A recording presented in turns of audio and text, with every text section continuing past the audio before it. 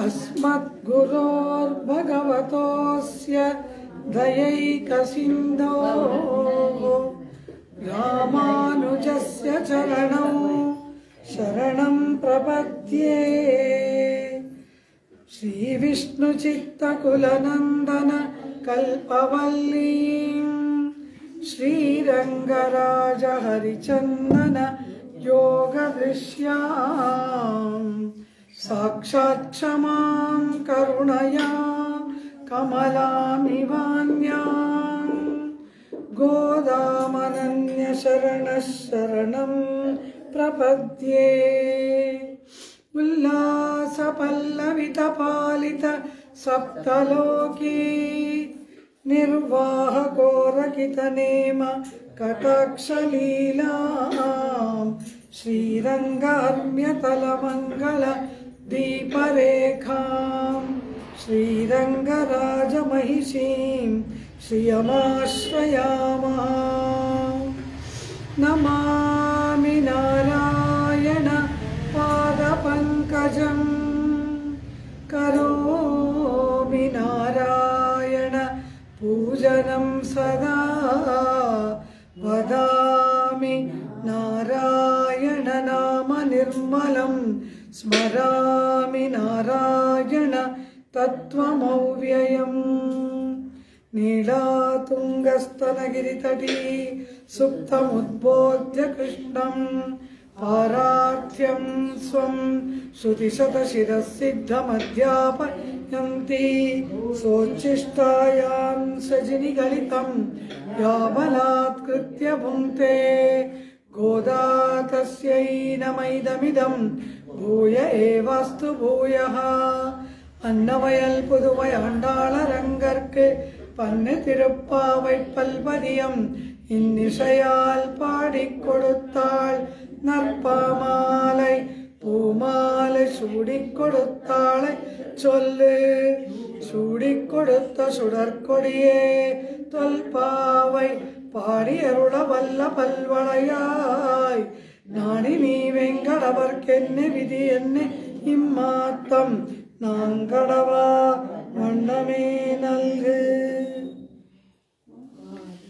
மாரிமலை முழஞ்சில் மன்னிக் கிடந்துறங்கும் சீரிய சிங்கம் அறிவுத்து தீவிழித்து வேரிமயிர் பொங்க எப்பாடும் பேர்ந்துதறி மூறி நிமிர்ந்து முழங்கி புறப்பட்டு போதருமா போலே நீ பூவை பூவண்ணா நின் கோயில் நின்றிங்கனே போந்தருளி கோப்புடைய சீரிய சிங்காசனத் இருந்து யாம் வந்த காரியம் ஆராய்ந்து அருளேலோரெம்பாவாய்। ஆண்டாள் திருவடிகளே ಶರಣಂ।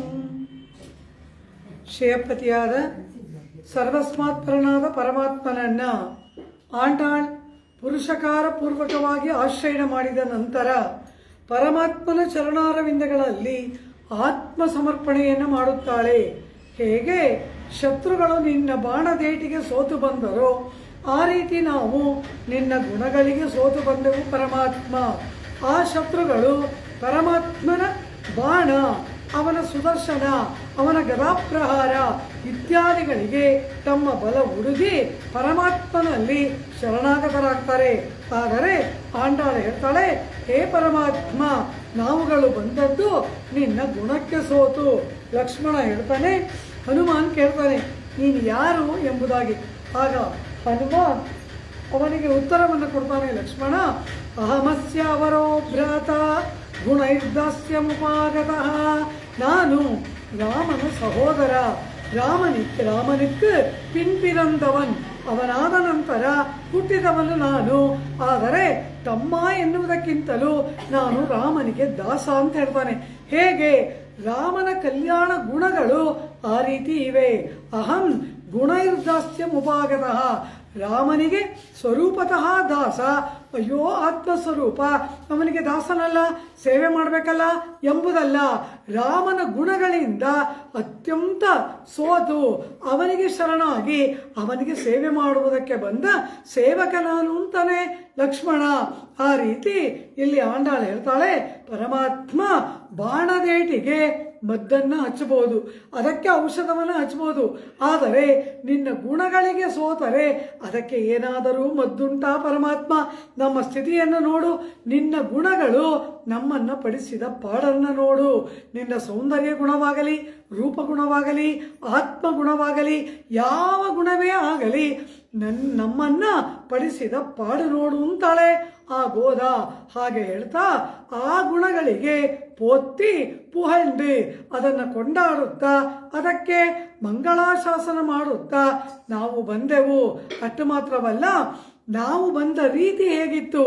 ಬಹುದಿನಗಳಿಂದ ಅನೇಕ ಜನ್ಮಗಳಲ್ಲಿ ಪರಮಾತ್ಮನ ವಿಷಯದಲ್ಲಿ ಸ್ವಲ್ಪವಾದರೂ ಸದ್ಭಾವನೆ ಇಲ್ಲದೆ ಅಹಂಕಾರ ಮಮಕಾರಗಳಿಂದ ಅಲೆದವರು ನಿನ್ನ ಕೃಪೆಯಿಂದ ಇಂದು ಒಂದು ತಲೆಪ್ಪೆಯ್ದೋ ಎಂಬ ಹಾಗೆ ನಿನ್ನ ಪಲ್ಲಂಗದ ಕಾಲನ್ನು ಕಟ್ಟುವವರಂತೆ ನಾವು ಬಂದದ್ದು ಎಂತಹ ವಿಶೇಷವಲ್ಲವಾ ಪರಮಾತ್ಮ ಎಂಬುದಾಗಿ ಆಂಡಾಳ್ ತಮ್ಮನ್ನ ಪರಮಾತ್ಮ ಯಾವ ರೀತಿ ವಶ ಮಾಡಿಕೊಂಡ ಎಂಬುದನ್ನು ಗಾನ ಮಾಡಿ, ಹೀಗೆ ಬಂದ ನಮಗೆ ಏನು ಮಾಡಬೇಕು? ನಿನ್ನ ಕಟಾಕ್ಷವನ್ನು ಬೀರಿ ನಿನ್ನ ಕೈಂಕರ್ಯಕ್ಕೆ ಇರ್ತಕ್ಕಂತಹ ಸಕಲ ವಿರೋಧಿಗಳನ್ನು ಕೂಡ ನೀನೇ ನಿವಾರಣೆ ಮಾಡಬೇಕು. ಅಂಗನಿರಂಡುಂ ಕೊಂಡು ಎಂಗಳ್ ಮೇಲ್ ನೋಕ್ಕುದಿಯೇ ಎಂಗಳ್ ಮೇಲ್ ಶಾಪ ಮಿಳಿಂದು ಎಂಬುದಾಗಿ ನುಡಿದಳಲ್ಲವ. ಆ ರೀತಿ ಆ ಶಾಪಗಳು ಕಳೆಯಬೇಕು ಪರಮಾತ್ಮ. ಅದು ಸರಿ, ಆ ಕಾರ್ಯವನ್ನ ನಾನು ಹೇಗೆ ಮಾಡಲಿ ಅಂತಾನೆ ಪರಮಾತ್ಮ. ಆಗ ಆಂಡಾಳು ಹೇಳ್ತಾಳೆ, ಹೇ ಪರಮಾತ್ಮ, ಶಯ್ಯಾ ಮಂದಿರದಲ್ಲಿ ನಿನ್ನಿಂದ ನಾವು ಏನನ್ನೂ ಅಪೇಕ್ಷೆ ಪಡುವುದಿಲ್ಲ. ಎದ್ದು ಬಂದು ಒಡ್ಡೋಲಗದಲ್ಲಿ ಸಿಂಹಾಸನದಲ್ಲಿ ಕುಳಿತುಕೋ. ಆ ಸಿಂಹಾಸನದಲ್ಲಿ ಆರೂಢನಾಗಿ ನಮಗೆ ನೀನು ಏನು ಕಾರ್ಯ ಮಾಡಬೇಕು, ಹೇಗೆ ಮಾಡಬೇಕು, ಹೇಗೆ ಬಂದ್ರಿ, ಇದೆಲ್ಲವನ್ನ ಅಲ್ಲಿ ಬಂದು ವಿಮರ್ಶೆ ಮಾಡು ಎಂಬುದಾಗಿ ಪರಮಾತ್ಮ ಶಯನ ಭಂಗಿಯಲ್ಲಿ ಇದ್ದದ್ದನ್ನ ಒಂದು ಮದಗಳಿತ್ತನ್ ಪಾಶರದಿಂದ ಆ ಅಂಗಣ್ಮ ಜ್ಞಾನತ್ವರೆಗೂ ಅನುಭವಿಸಿದ್ರು. ಪರಮಾತ್ಮ ಕಣ್ಣು ತೆರೆಯುವ ಸೊಬಗನ್ನು ನೋಡಬೇಕು ಅಂತಾರೆ.